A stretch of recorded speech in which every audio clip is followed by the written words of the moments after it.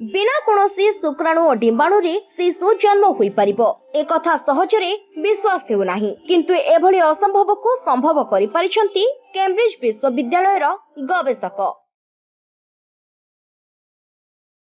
Cambridge विश्वविद्यालय गवेषक कौनसी शुक्राणु और डिंबाणु व्यवहार न करी मनुष्यर स्टेम कोषरु भ्रूण सृष्टि करिसंती। एही भ्रूण गुड़िक विकास प्रारंभिक अवस्था अविकल मनुष्यर प्राकृतिक भ्रूण भली जना पड़ुछि।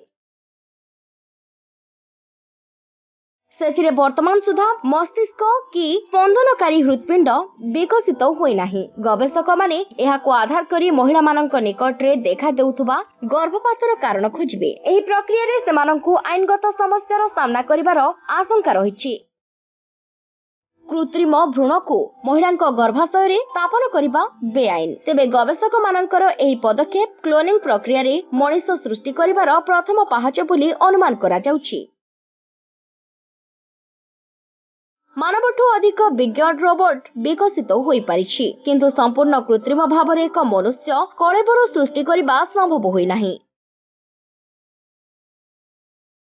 आजिकाली कृत्रिम प्रजनन मध्य लोकप्रिय हेबारे लागिछि। तेबे सेभली अत्याधुनिक प्रक्रिया पई शुक्राणु और डिंबाणु अपरिहार्य।